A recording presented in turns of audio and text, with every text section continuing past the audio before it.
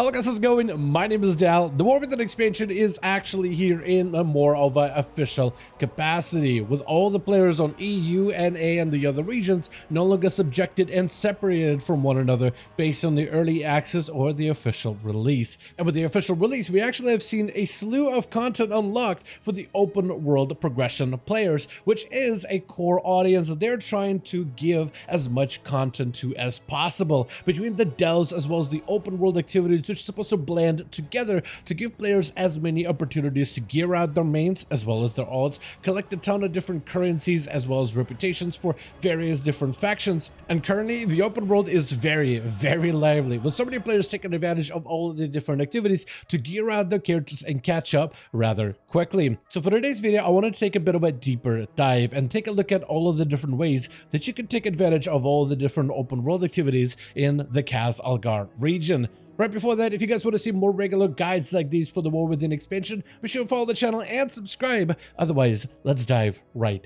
in.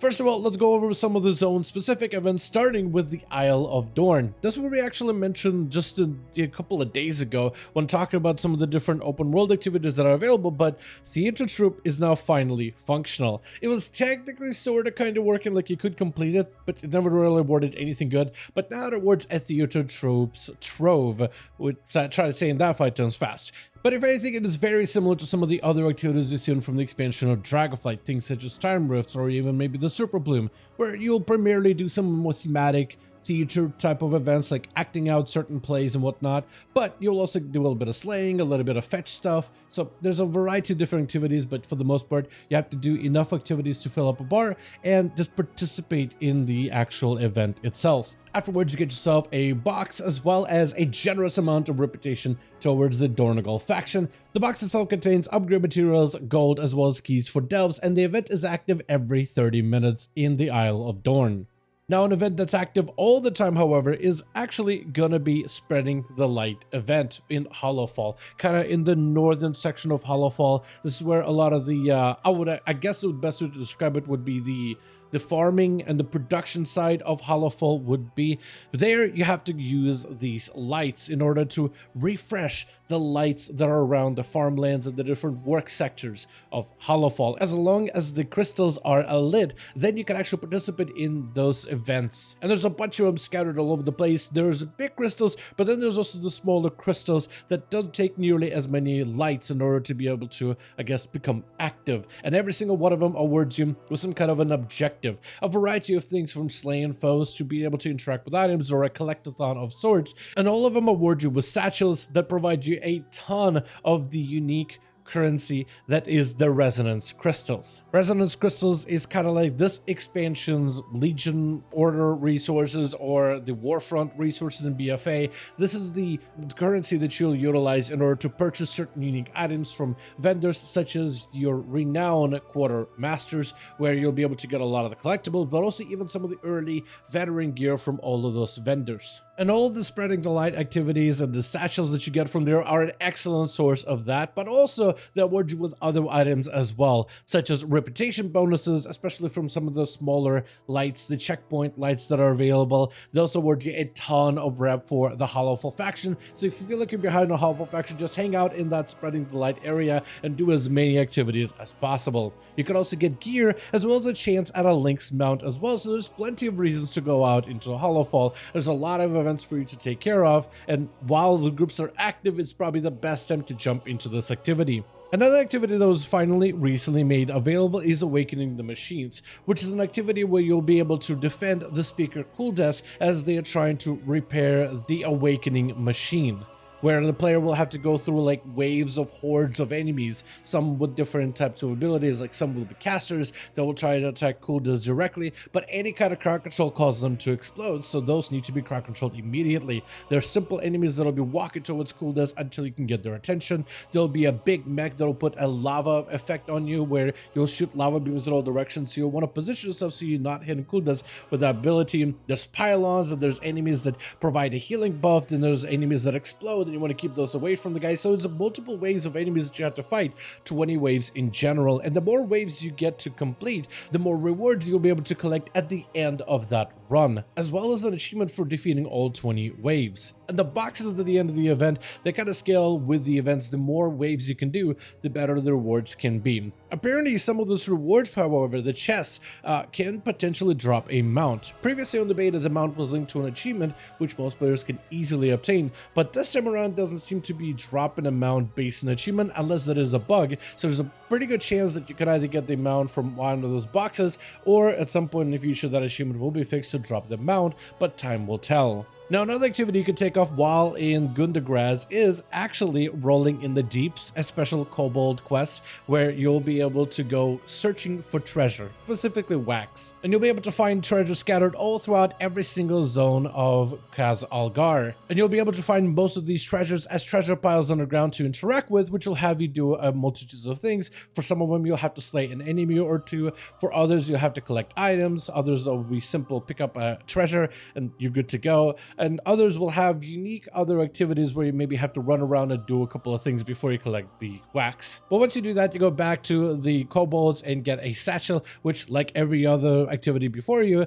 provides you gear, potentially currencies, but also profession recipes, which is what sets this event apart from everything else. Now, over in Ashkahet, this week specifically, we finally have Weaver's Lair faction-specific rewards and events, where you'll be able to pledge yourself towards one of the main heads of the Severed Threads fall-off Nerubian faction, either the General, the Vizier, or the Weaver themselves. And every single one of these main heads of their own mini factions of Nerubians will grant you specific bonuses depending on the leader that you side with for that week. For example, I decided to side with the General and I get a cheat death effect as well as different events out in the open world specific to the General's faction. And those objectives are a little bit different than a simple world quest that shows you exactly what the activity is. Like instead, if I go to City of Threads and I run around, sometimes I'll find agents of either Vizier or the General, and they'll point me to a set of awakened Nerubians that I could defeat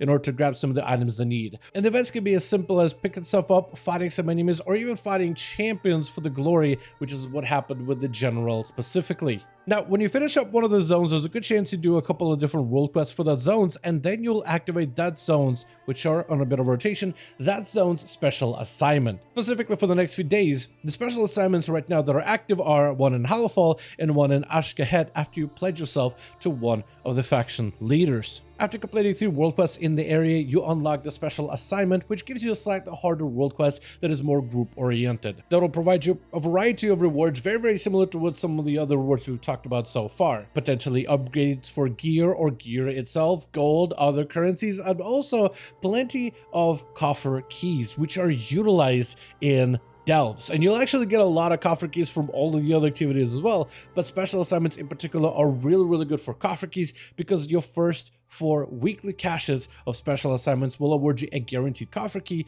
that you can then take into your delves. And on top of all of these events rests the weekly that is now available as of this week, which you can pick up from Faerun Lothar. When you do Call of the World Soul, it actually gives you a couple of different objectives that you can work on. Either if you just want to work on one of the open world events like the Snuffling, which is the wax finding, or Awakening the Machine, or if you just want to do dungeons or world quests, any one of these activities will award you with a reward of Pinnacle Cash, which is very similar to some of the other items like containing materials for upgrading gear, gold, as well as adventure gear and restored coffer keys. So it offers you even more open world gearing opportunities, but also even more coffer keys that are very useful inside of delve instances. Now, all of those open world event activities are going to be tied to delves in one way or another, which is kind of how they bundle up delves specifically as an endgame progression as part of the open world progression, where delves are closer to dungeons, but the way that they function and the way they play are more closer to world quests, just a little bit more structured version. But when you look at the delves, some of them are going to be not lit up, they're just a plain delve, while others will have a light inside, which makes them a bountiful delve. Bountiful delves contain bonus treasure inside that can be opened with the restored coffer key. When you finish out that delve, depending on the difficulty of the delve, you will have different chests, and then you'll have locked chests that are purple. Those are going to be even more ludicrous when it comes to the rewards, but they will require a coffer key to unlock. Now, these delves and the chests that are opened up by coffer keys, those scale with the delves difficulty. So as we get to higher tier of these delves, once the seasonal content begins, then those delves will award you the most amount of gear and the best type of gear, capping out at tier 8. So while you can use these coffer keys right now to gear out your characters in order to get a couple of random items here and there, all of them are going to be at a lower item level than what you could potentially get once Season 1 content begins. So right now it's a very good idea to save up and stock up on those restored coffer keys from all open world activities and then cash in on them once Season 1 is officially here, because for Season 1 we'll first have a heroic week where Mythic Plus dungeons won't award you the greatest gear, and even raids will have a limitation on just how much good gear they can award since Mythic won't be available day 1. But delves will have an advantage above those other content because you will be able to actually up your delves quite high and utilize those coffer keys to get quite a bit of an item level bump. So if you're someone who wants to maximize your loot, especially if you are mostly playing the game for the open world content and for the open world activities and want to maximize your gear gains, get some keys right now for the next few weeks, and once Season 1 starts, cash those coffer keys over in bountiful delves and keep an eye out for any of the delves whenever they do turn bountiful throughout the first Season 1 week.